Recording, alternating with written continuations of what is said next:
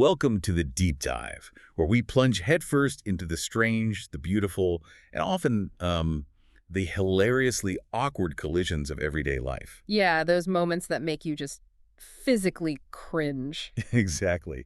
And today, we're not just dipping our toes, we are diving into a story so rich with family drama, culinary confusion, and frankly, some pretty potent dark humor. Oh, it's got all the ingredients. It could only really emerge from that complex tapestry of human interactions, when relatives gather. Because let's be honest, some of the most profound, most laugh-out-loud insights into ourselves, into our relationships, they come from the moments that make us cringe so hard, we almost disappear. Definitely. We're talking about the kind of story that becomes legend, right? Whispered at holiday dinners, endlessly respun. Absolutely. We're about to explore that incredibly fine line, that almost invisible boundary between polite social etiquette and a truly spectacular culinary catastrophe. It's a tale that promises to make you chuckle, maybe groan in empathetic horror, and quite possibly reconsider every single item you've ever left on your kitchen counter, especially when guests are coming over. That's right. Our mission today is to thoroughly unpack this extraordinary collision of domestic life and, well, dietary misadventure. We're going to try and extract the most important nuggets of knowledge and insight from this deeply awkward, undeniably humorous, and frankly just bizarre family drama. Yeah, we'll be looking at what it tells us about human perception, the fascinating and often absurd art of blame, and the surprising, almost mystical power of pet food to unravel even the strongest family bonds. Get ready to question everything you thought you knew about being a guest, a host, and maybe even what constitutes a tasty snack. And prepare yourself for the unsettling possibility that your own culinary adventurousness might just be put to the test. Let's hope not, eh? Okay, let's unpack this scene of the crime. So, our story centers around a 25-year-old niece and her 60-year-old aunt. Right, classic family dynamic setup. The setting is the niece's house, specifically her kitchen, which, like any good host's kitchen, plays a starring role. Now, our niece is a highly responsible, meticulous pet owner. Okay. And as such, she has a meticulously organized dog's designated area. Ah, okay. And that's where the initial innocent yet perfectly laid stage for our dramatic misunderstanding is set. Right. You see, for the niece, this isn't just a casual spot. It's a dedicated canine corner, a sacred space, if you will, for her furry companion. Everything in its place. Exactly. Everything has its precise place. The dog's designer bowls, his various nutritional supplements, his chew toys, and crucially, all his specialized food storage. It's like an altar to canine well-being. It really signals its clear and unmistakable purpose, you'd think, to anyone observant. You would think. For the niece, this organized space is just routine. It's practical, efficient, and clearly serves a specific non-human purpose. One would assume, right, that any observant guest should ideally be able to infer that purpose. You would absolutely think so. But as we're about to find out, an organized space, no matter how clearly delineated, can sometimes just be seen as, well, an open invitation for exploration to the uninitiated, or perhaps the overly curious. It's almost a comedic setup, isn't it? Like something from a sitcom. The host's sense of order, the guest's sense of, well, curiosity. It truly is. The niece, in her desire for order and her pet's well-being, unknowingly created a culinary Trojan horse right in her own kitchen. A delicious, powdery Trojan horse. And what exactly was being stored in this impeccably arranged canine corner that became the central player in our drama? Well, this dog, you see, is a bit of a connoisseur. Picky eater. Truly picky eater. So the niece, being the doting pet parent she is, buys these incredibly fancy food toppers to sprinkle on his kibble to make it more appealing. Okay, so not just regular dog biscuits then. Oh, no. And when I say fancy, I mean prepare yourselves. We're talking boutique, high-end gourmet supplements. Right. This isn't your average run-of-the-mill dog food enhancer. The flavors alone sound like something from a Michelin-starred human menu. Get this. Beef sirloin, New Zealand mussels, succulent lamb, and tender chicken. Wow. Okay. New Zealand mussels for a dog. That's something. And they come in these really elegant little jars, each with its own tiny, perfectly proportioned spoon, all in a finely ground powdered form. So they look quite nice then, not like standard pet stuff. Exactly. They're designed not just for nutritional benefit, but to be enticing, aromatic, and frankly, quite attractive to the human eye as well. These nice little jars with their tiny spoons, they look less like pet supplies and more like a gourmet spice rack for a particularly adventurous chef. Right, right. I can picture it. It immediately establishes this almost absurd sense of upscale pet living. This dog, by all accounts, eats a more varied and arguably higher quality diet than many humans I know. That's probably true for a lot of pets these days, honestly. And that darkly humorous contrast, that inversion of expectations, is precisely what sets the stage. Exactly. The elevated quality, the almost luxurious presentation, it serves as a crucial ingredient in this mix-up. The eventual revelation isn't just shocking, it's truly, hilariously, existentially unsettling. Existentially unsettling. Well, imagine the spiritual damage, right? The internal crisis of discovering your palate, which you thought was, reasonably sophisticated, is not only perfectly suited for gourmet dog food, but perhaps even prefers it over, say, your average Tuesday night microwave meal. Oh, God. A horror. This is where the dark humor of the situation really begins to simmer. The niece, in her meticulous care, inadvertently set a delicious Yeah, trap. it's a complete psychological betrayal of the taste buds. Yeah. It makes you wonder how many of us unknowingly would find these quite nice if only the label didn't scream canine cuisine. Precisely. And beyond the ingredients, the presentation itself, those nice little jars with tiny spoons, almost disguises their true purpose, doesn't it? It's a case of elegant packaging blurring the lines. Yeah, the visual cues are designed for human appeal, not just canines. They look like something you'd find in a high-end pantry. Yeah. Not necessarily a dog's designated area if you weren't looking carefully. Which subtly blurs the line, creating an environment ripe for misinterpretation, especially for an uninitiated or, shall we say, overly curious guest. The niece, in her meticulous organization, unintentionally created that culinary Trojan horse we mentioned. Okay, here's where it gets really interesting and where our culinary catastrophe begins to unfold. Our aunt is visiting, just enjoying a casual day at the niece's house. And at one point, she wanders into the kitchen to get a glass of water. Pretty normal. Yeah, it is. Enough. The niece is in another room, completely unaware of the brewing storm in her meticulously organized canine corner. A few minutes later, the niece walks back into the kitchen. Yeah. And sees her aunt holding one of these fancy dog food topper jars, casually reading the label. Oh, dear. Okay. One can only speculate on the aunt's motivations at this point.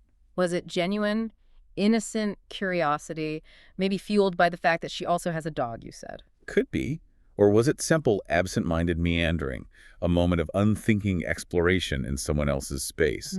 Perhaps even a touch of benign nosiness. We'll probably never know for sure. But the niece, assuming harmless curiosity, initially thinks nothing of it. Right. Why would you jump to that?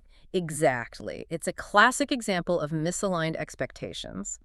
What seems innocuous to one person can be a ticking time bomb of social awkwardness for another.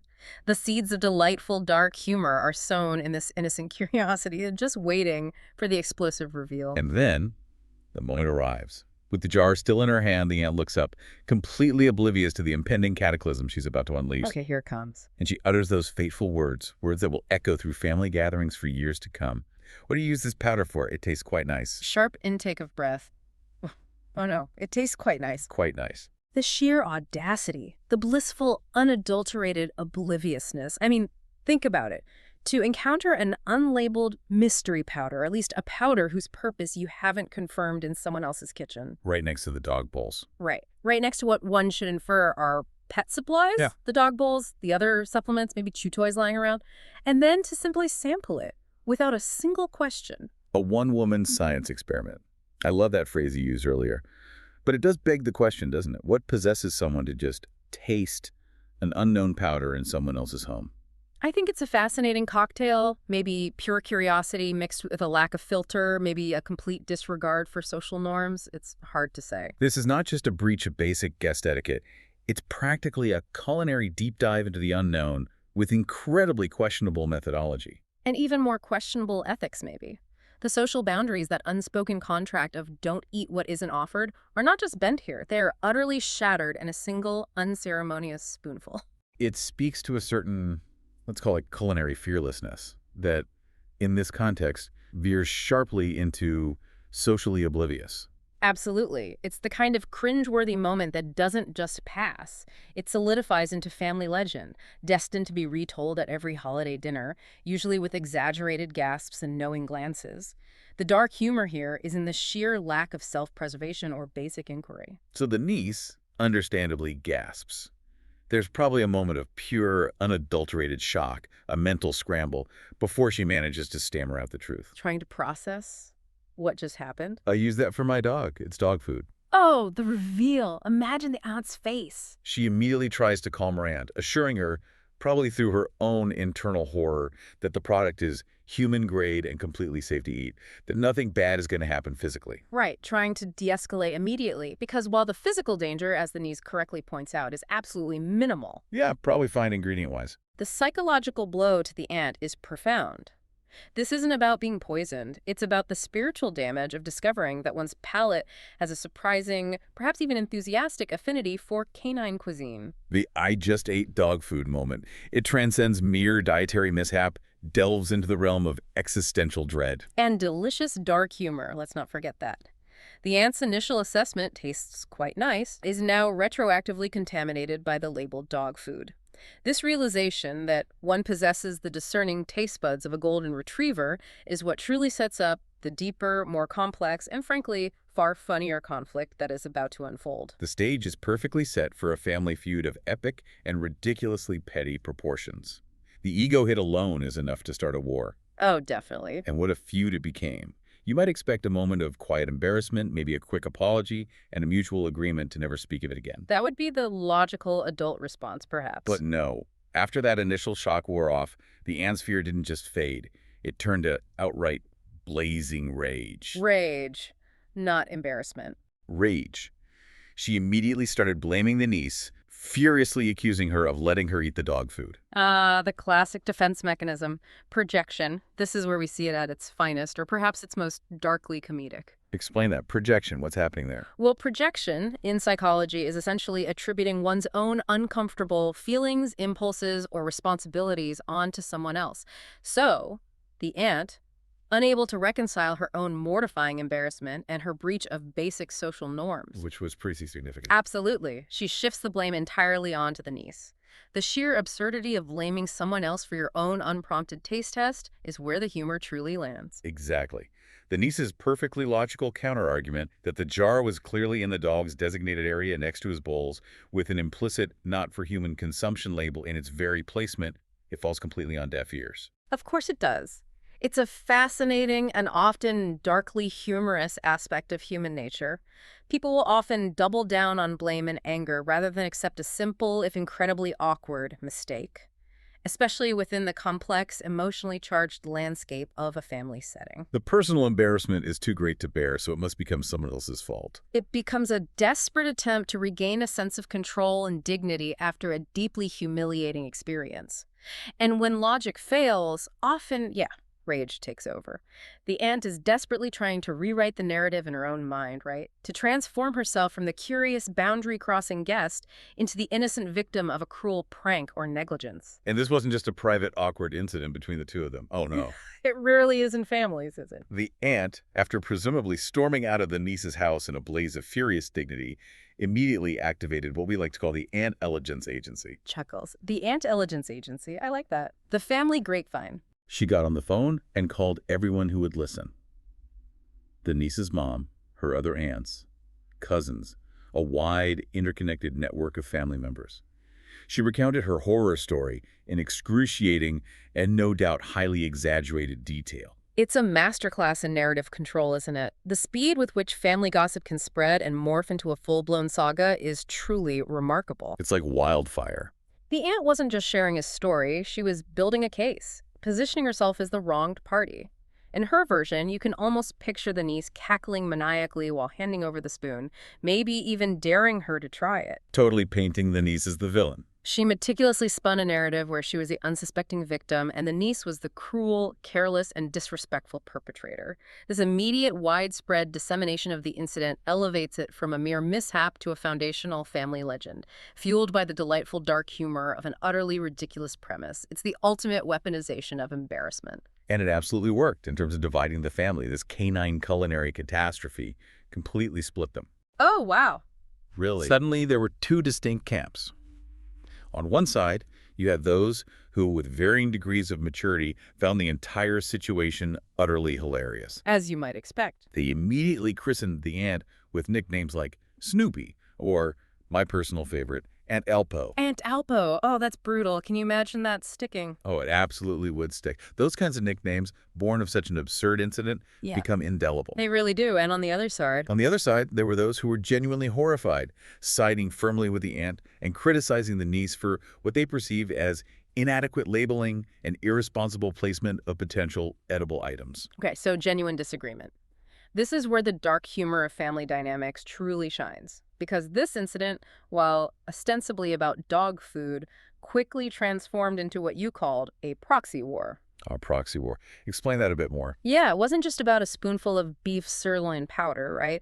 It became about surfacing years of unspoken grievances, petty rivalries, long simmering family tensions that were just waiting for an excuse to erupt. Ah, so the dog food was just the spark. Exactly. One side might have always thought the niece was a bit too modern or aloof, while the other might have viewed the aunt as overly dramatic or intrusive. The dog food incident merely provided the perfect, hilariously absurd, and safely ridiculous platform for these deeper conflicts to play out. A seemingly trivial event becomes the perfect catalyst. The humor lies in the sheer disproportion between the trigger, a taste of dog food topper, and the fallout, a full-blown family rift. The social awkwardness of this is going to be legendary, a tale for the ages. The niece is now in a position where she'll have to defend her dog food storage system and perhaps her entire character at family gatherings for the rest of her life. Oh, forever. Imagine explaining to distant relatives why your dog's lamb powder is not for human consumption year after year, every holiday. It really underscores the power of family legends and nicknames, doesn't it? Once a story takes hold, especially one so deeply embarrassing, it becomes part of the family lore. It's never going away. Indeed. And if we're to lean into the dark humor here, I have a theory. A cynical, delightful theory that only someone familiar with intricate family dynamics would truly appreciate.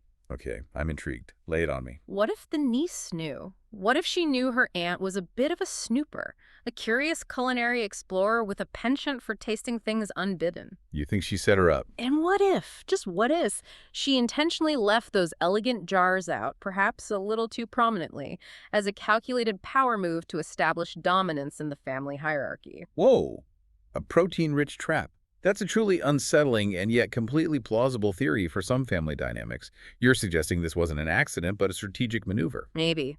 To subtly but powerfully put the aunt in her place, once and for all. It turns a mishap into a strategic victory, a long con played out in plain sight. That's Machiavellian. The niece knew her aunt, knew her tendencies, and by presenting an irresistible yet ultimately humiliating temptation, she could ensure a legendary and one-sided victory without ever directly confronting her. The dark humor here is in the quiet genius, perhaps, of the niece, transforming potential annoyance into lasting family folklore to her advantage. The aunt ate dog food, and the niece, by merely observing, won. That's a truly devious yet brilliant thought. The silent culinary power move. Just a theory, of course, a darkly humorous one. Now, this story, as hilarious and cringeworthy as it is, isn't an isolated incident.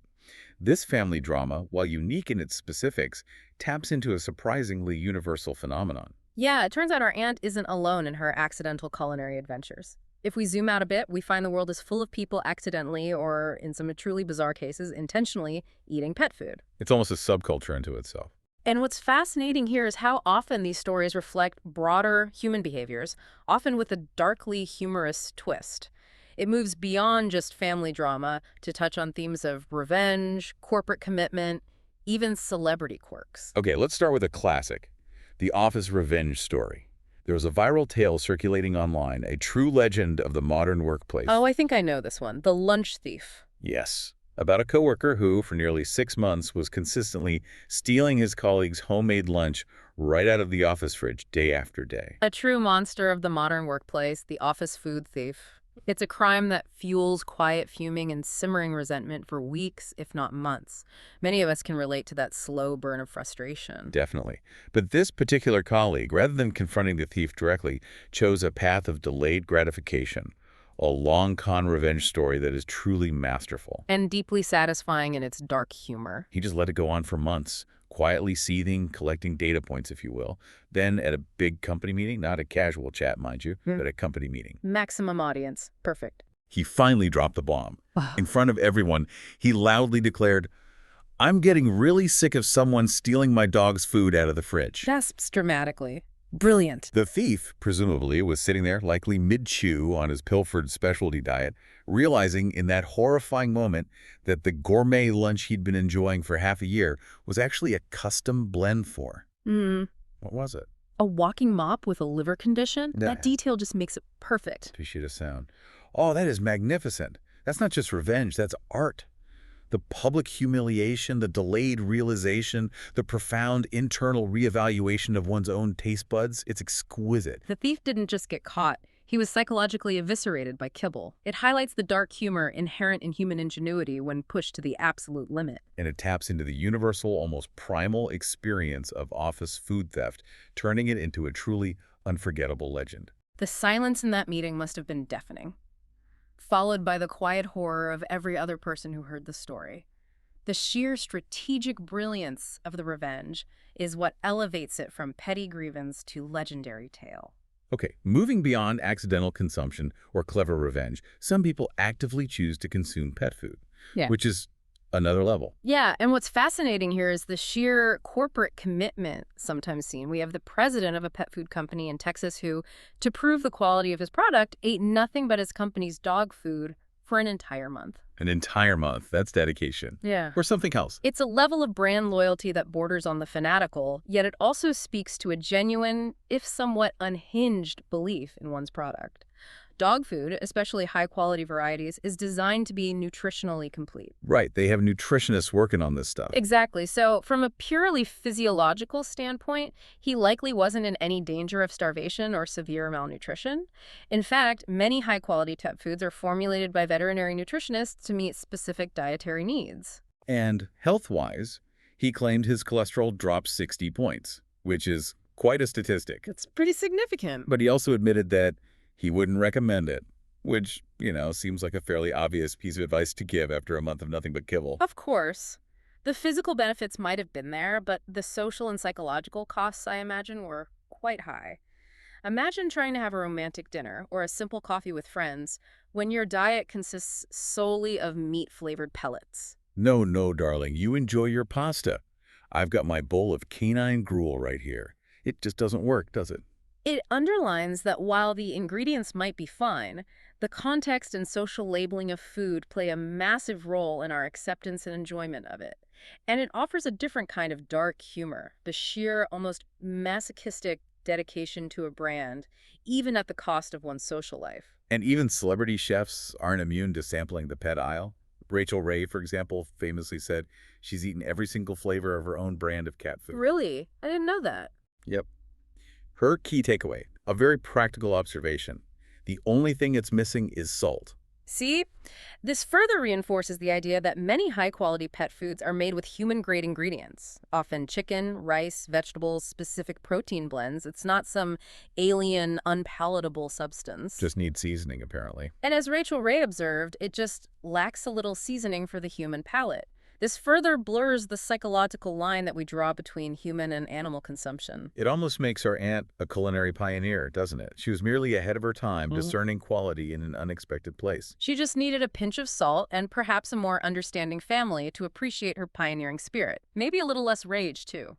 So if high-quality pet food often contains human-grade ingredients like chicken, rice, and vegetables, and some people, even famous chefs, find it perfectly palatable, then why do we react so strongly, with such visceral disgust, to the idea of eating it even if it's perfectly safe?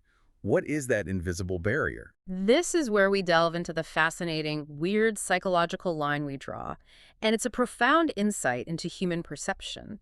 It's not actually about the ingredients themselves, as Rachel Ray and even our adventurous aunt initially discovered. Those are often perfectly palatable. Yeah, she said it tasted quite nice at first. Exactly. What triggers the disgust is the label for pet consumption. This is a powerful example of cultural conditioning, categorization, and cognitive dissonance at play. Okay, break down cognitive dissonance for us in this context.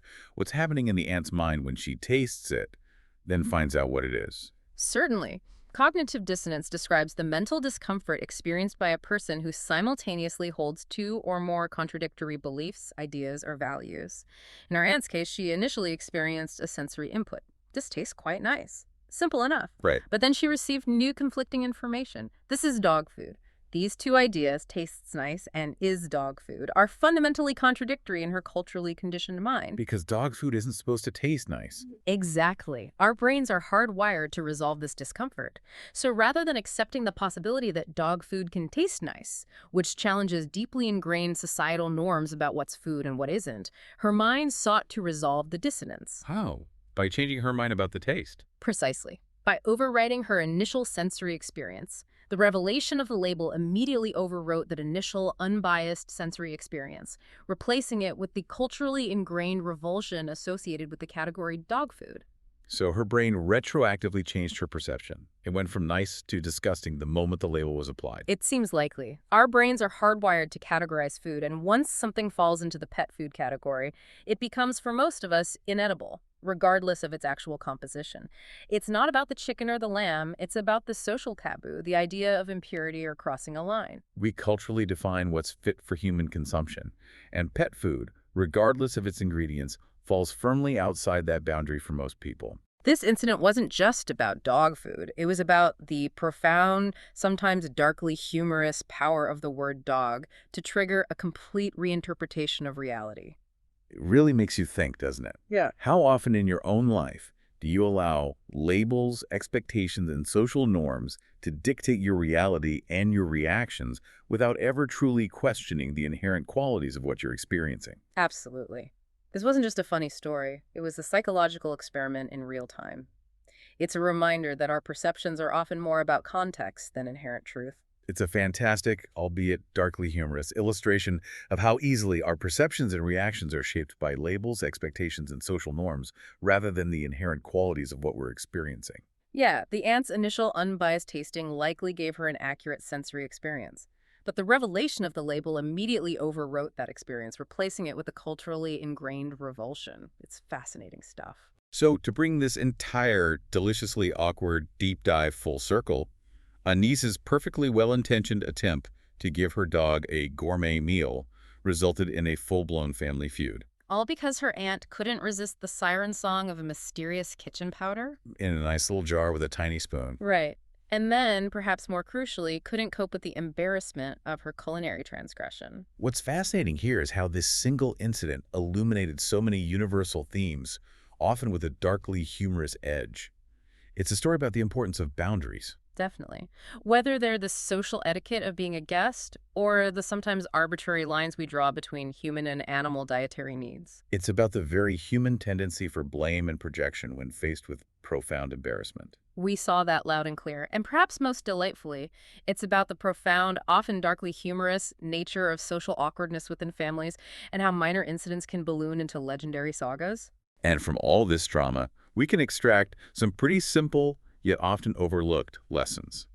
The most straightforward takeaway is this. If you're in someone else's house, please, for the love of all that is holy, Just ask. do not eat things unless you are 100% certain what they are. Just ask. It seems obvious, a fundamental social contract, but clearly it's a rule that gets overlooked far too often. Leading to spectacular and highly entertaining consequences for podcasts. I mean, for deep dives like ours. Exactly. While that's certainly a practical piece of advice, I think the darkly humorous takeaway is far more enduring. Okay, what's that? If you're gonna have a family feud, make sure it's over something incredibly stupid. Laughs. Okay, I see where you're going with this. Think about it. Remember that time Aunt Carol ate dog food?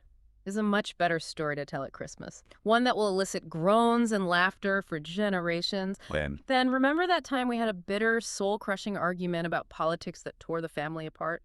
The sheer absurdity of the conflict makes it a cherished, almost beloved family anecdote. It provides catharsis through shared laughter rather than lingering bitterness. Exactly. It allows everyone to bond over the ridiculousness rather than remain divided by resentment. That is a terrifyingly accurate and wonderfully cynical point.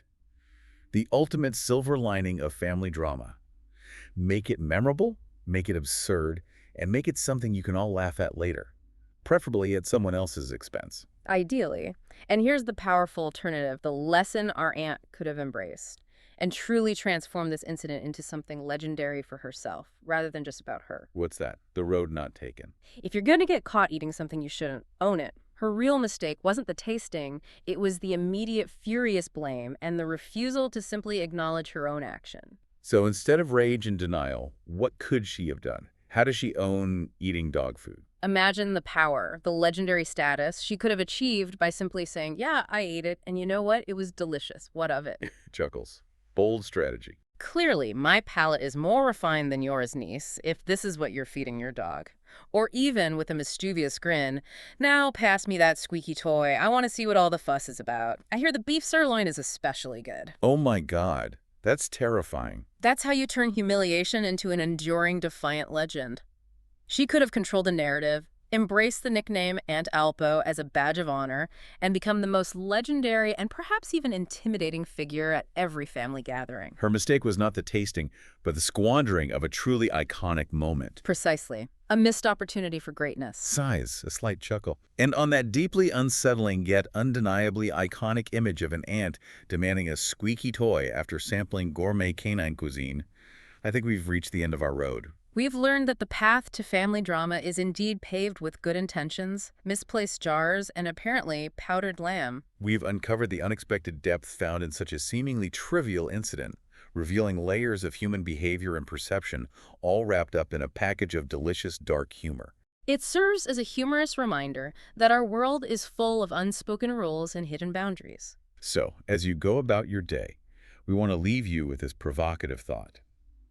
Beyond dog food, where else in our lives do we adhere to unspoken rules or allow labels and perceptions to dictate our reality without ever truly questioning them? What other hidden boundaries are we unknowingly upholding in our homes, our workplaces, or relationships? And what might happen if they were accidentally or perhaps deliberately crossed? That's something to chew on, isn't it? Perhaps literally. Let's hope not, though. Indeed. Thank you for joining us on this deep dive into canine culinary catastrophe and human folly. Join us next time when we'll be discussing the surprisingly vicious and surprisingly real history of competitive cheese rolling. Oh, that sounds dangerous. And probably delicious. You won't want to miss it.